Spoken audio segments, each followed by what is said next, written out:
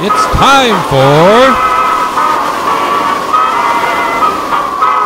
the Northwoods Cooking Show.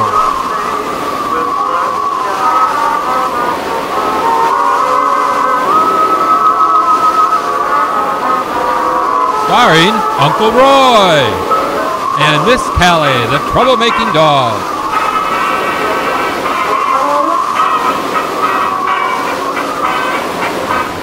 Oh, and welcome back to the Northwoods Cooking Show. Oh, it's Christmas time at the Northwoods and we're having so much fun, aren't we? Santa's helper. Oh, come here, Callie Alley. Oh, she's staring at those squirrels out the window like crazy. Come here, I got a tweet.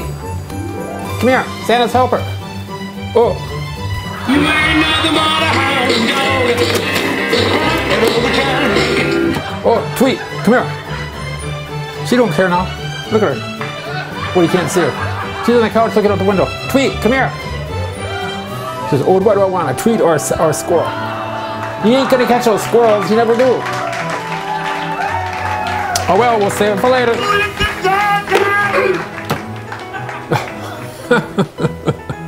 So we're gonna continue on with another fabulous Christmas recipe, and these are going to be butter brickle bars, which are really tasty. Too bad they're not sugar-free. But these are really good and simple to make. And for this, we gotta have our oven heated at 375 degrees. And we're gonna put into the mixer 1 1/2 cups of flour. And of course, always make sure to level that flour off if you don't want to end up with a really dry, hard crust. Because even a teaspoon or a tablespoon of flour ruins all your recipes. Depending on what you're making, of course. And to that we need 3/4 cup of brown sugar. I suppose I could put in the Splenda brown sugar if I wanted to, but when you use the Splenda brown sugar, be careful on that, because that's only half the amount that you would use for normal brown sugar. So you have to cut your brown sugar recipes in half if you use the Splenda, which is, you know, a good idea. But this is the regular, so we're using 3/4 cup brown sugar and a 1/2 cup of butter. See, I always save these little twisties because these brown sugars and powdered sugars that come in these plastic bags, there's no resealable on them, so you just use your twisties. And 1/2 cup of butter, which is already softened. And if it isn't, if it's still too hard, if you just take it out of the refrigerator and you didn't have time to warm it up at room temperature, just throw it in your microwave for 20 seconds and that'll soften it up. Don't melt it, just soften. And a 1/4 teaspoon of salt. And of course, I do the kosher salt because it's less sodium and makes everything lighter and fluffier. And we'll just mix this up for a few minutes until it gets kind of crumbly. Okay, that's all crumbly. Oh, what's that?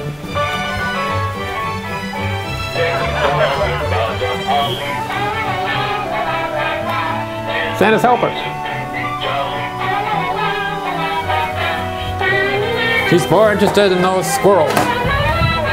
Once the squirrels disappear, then she'll be in here for food. So now we just take that crumbly mixture and pour that into a 13 by 9 inch pan. And we'll just take and press this into the pan, spread it around. This is going to be our crust. And just press that in. And that's why you want to use softened butter rather than the cold, harder butter, because it blends in better with your flours and sugars and gives it a more smoother texture, so you have something to grab onto. If it's completely dry and cold, hard butter, it makes the crumbs dry and you can't press them into the pan. So you want to make sure that butter's at room temperature.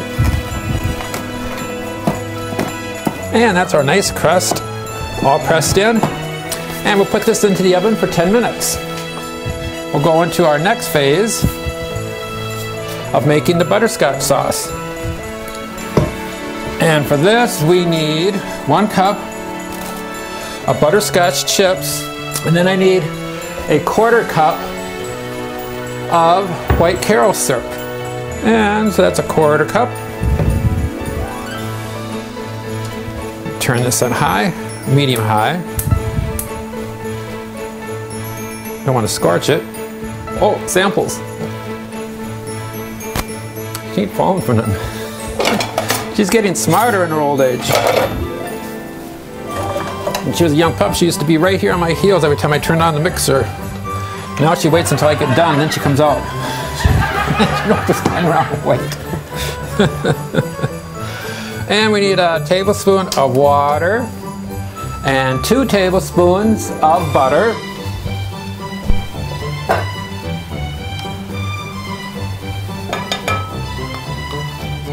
And a 1/4 teaspoon of salt. Again, the kosher salt.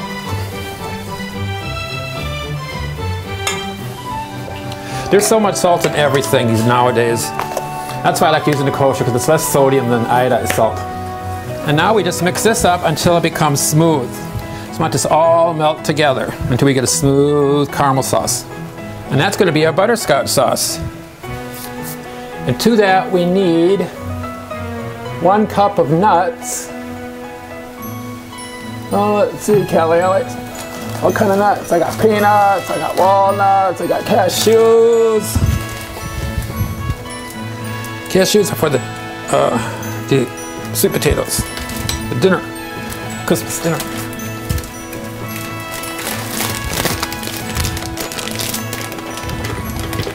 So I'll pour 1 cup of nuts.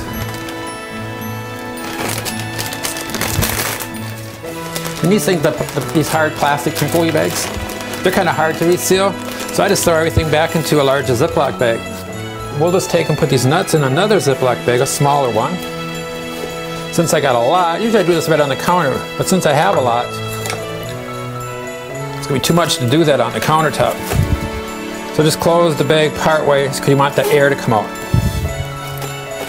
And then just take the bottom of your cup or a rolling pin or whatever, and you can just crush these right on the counter.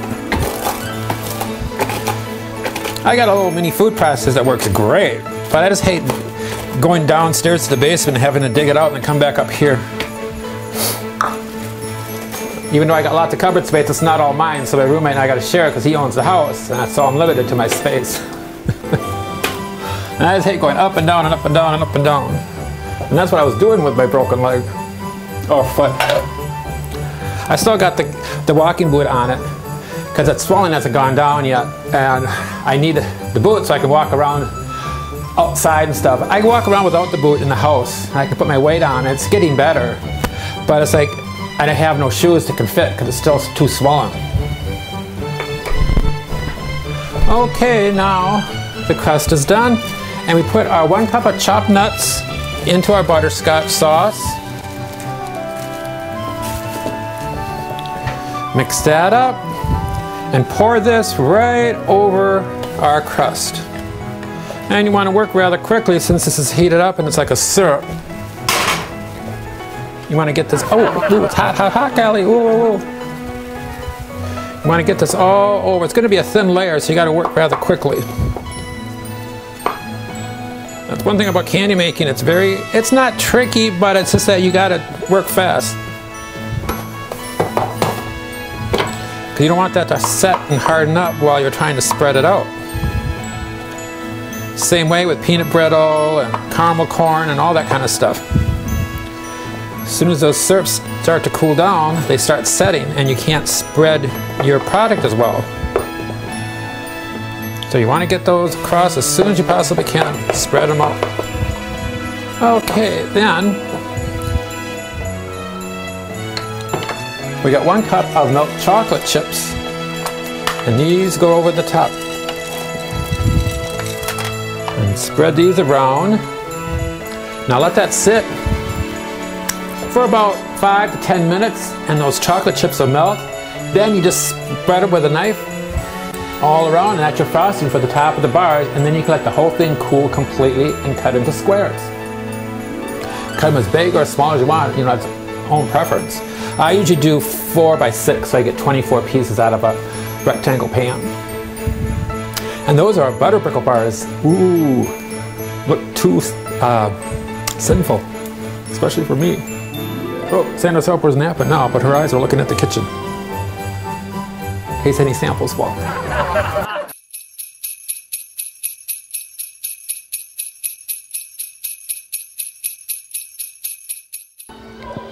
Okay, now on to another Christmas cookie. We're going to make another kind of biscotti. This is going to be a cappuccino walnut biscotti. And this one is so simple too. They're all very easy to do. That's why I'm giving you these recipes, because they make up a bunch and they're very easy to do. So you can make them ahead of time, put them in the freezer, and just pick out different bags of different cookies you make and make wonderful gift trays, fabulous trays. So for this one, we're going to be needing 2.5 cups of flour. And it needs 1 cup of sugar,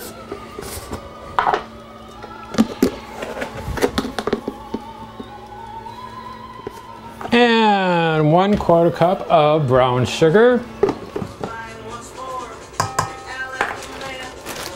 Callie, Santa's helper isn't helping at all today. It's daytime when we're taping this, and that's when she naps. And then she's a troublemaker at night, and she's all full of energy. And then we need 2 tablespoons of cocoa.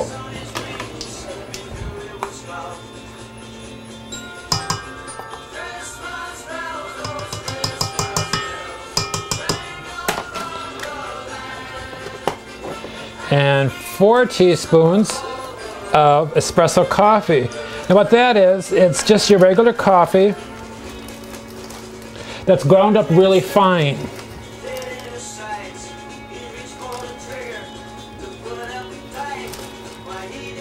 It's 1 tablespoon, and 1 teaspoon is 4 teaspoons. And 1 teaspoon of baking soda, 1 cup of chopped nuts, and I just put my nuts in a plastic bag, and I just took the cup and crushed them up. Makes it really simple and easy.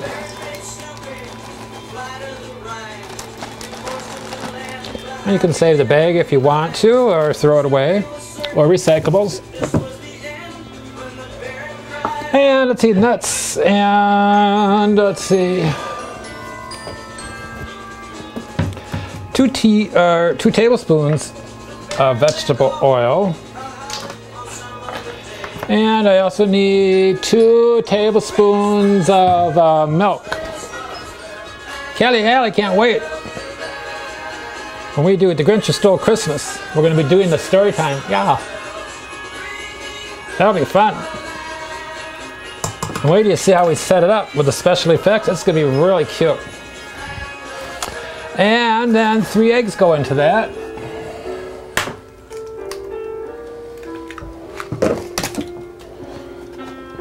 I love biscotti. Oh my God. Whoa. I was going to put the egg in the garbage.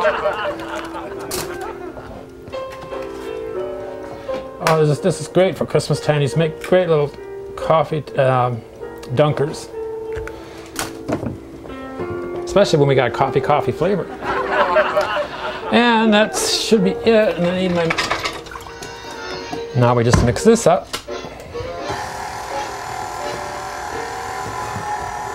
20 minutes.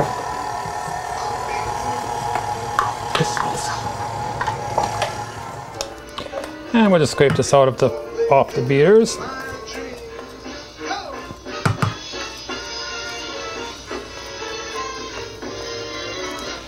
And we do the same thing like we did with the other. We just divide the dough up into rolls, shape them, and put them on the baking sheet. Okay, we shape this into our logs. It's very, very sticky and very moist, so just be careful. If you roll it out on a floured countertop, it'd make it a little bit easier to handle. And same thing, we just roll it into our and put that in the oven. And those go for 35 minutes. And now these are the biscottis, the almond and the walnut cappuccino. Now you can take these if you want to, and just take white chocolate and drizzle it over all of these, or dark chocolate and drizzle it all over the whiter ones, or just take your melted chocolate and dip your biscotti into the bowl of melted chocolate at a 45-degree angle just on the tip, and they make a lovely presentation. But these here, I'm going to take and put these in freezer bags and freeze them, and then I'll do the chocolate just before serving at Christmas time.